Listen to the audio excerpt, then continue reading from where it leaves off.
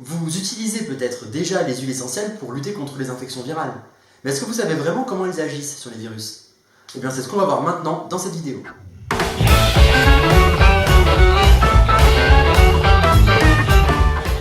Pour cela, nous allons voir comment un virus infecte un individu. Le virus commence par se balader dans le sang. C'est la phase de contamination. Et puis petit à petit, le virus va entrer en contact avec des cellules contre lesquelles il va se coller. C'est ce qu'on appelle la phase d'adsorption. La cellule va ensuite se mettre à produire de nouveaux virus. C'est ce qu'on appelle la phase de réplication. Alors, le résultat de tout ça, c'est que l'infection se propage de cellule en cellule. La question qu'on peut se poser est de savoir comment les huiles essentielles peuvent agir pour lutter contre l'infection virale.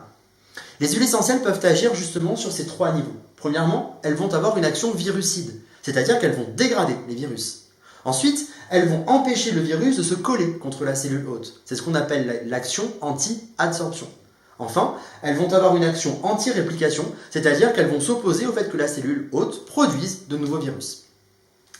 Le résultat, c'est que les huiles essentielles luttent très efficacement contre les infections virales. Pour autant, peut-on dire que toutes les huiles essentielles agissent de la même manière sur les virus? Eh bien la réponse est non. Une équipe de chercheurs s'est récemment penchée sur la question en étudiant l'activité de trois huiles essentielles, l'Eucalyptus globulus, le Melaleuca alternifolia qu'on appelle aussi le titri, et enfin le thym athimol.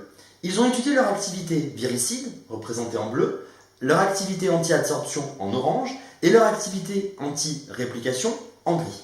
On réalise à ce moment-là que ces trois huiles essentielles ont une forte activité viricide. En revanche, seules les deux premières ont une activité anti-adsorption vraiment significative. Enfin, aucune des trois n'a une réelle activité anti-réplication.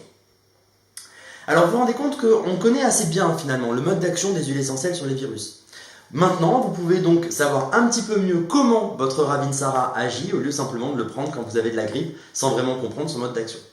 Voilà, n'oubliez pas également que les huiles essentielles sont particulièrement efficaces contre les virus quand elles agissent de façon synergique, c'est-à-dire quand vous en associez plusieurs ensemble. Ça permet comme ça de multiplier, comme on l'a vu tout à l'heure, leur cible sur le cycle de vie du virus. Si vous voulez plus de détails sur cette vidéo, vous pouvez aller visiter le lien vers l'article du laboratoire Doumani qui sera indiqué dans la description de la vidéo. Et on se retrouve bientôt pour une autre vidéo explicative sur le mode d'action des huiles essentielles.